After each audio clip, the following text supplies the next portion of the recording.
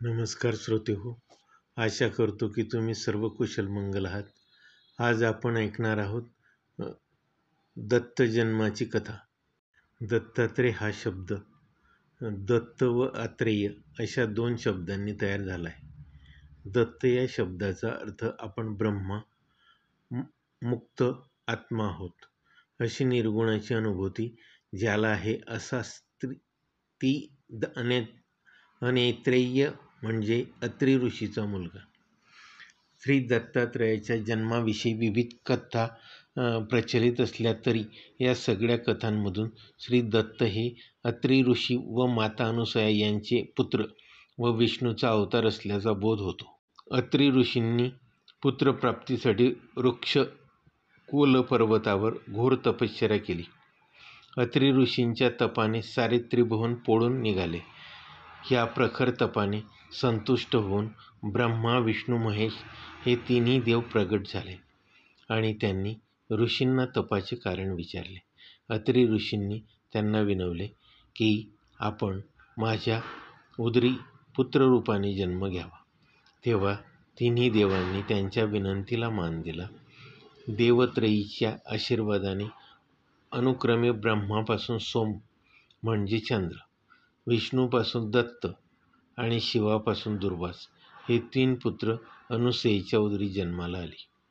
श्री दत्त जन्माची एक कथा ब्राह्मण पुराणात उल्लेखित आहे. अत्रि ऋषींनी ब्रह्मा विष्णू महेश यांची पुत्रप्राप्तीसाठी आराधना केली. त्यांनी एक रूपवती कन्या प्राप्तीची ही इच्छा दर्शवली. देवाच्या आशीर्वादाने दत्तात्रय, सोम, दुर्वास हे 3 पुत्र आणि शुभात्रेयी नावाची एक कन्या अशी अत्रि ऋषींना प्राप्त झाले. याचसोबत दत्तात्रेयाच्या जन्माची आणखी एक कथा प्रसिद्ध आहे की राहूने सूर्याला ग्रस्त केले असता सर्व पृथ्वी अंधकारमय झाली. अत्रि ऋषींनी सूर्याला राहूच्या मगरमिठीतून सोडवले आणि पुन्हा पृथ्वी प्रकाशमान केली.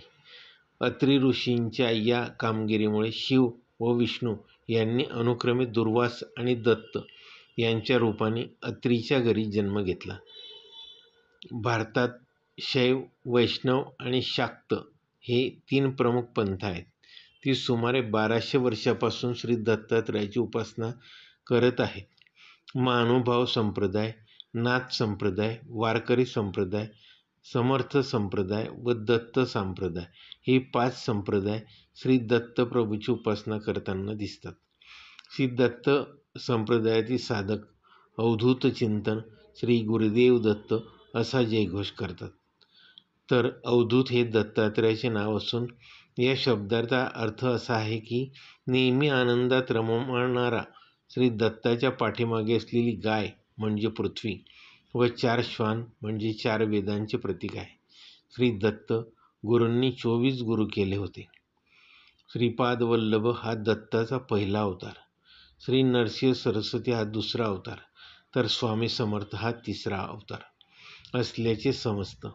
जैनपंथीय श्री दत्तगुरूंची नेमिनाथ म्हणून पूजा करतात, तर मुसलमान फकीर म्हणून पूजा करतात. माझी दत्त जन्माची कहाणी शांतपूर्वक ऐकल्याबद्दल धन्यवाद.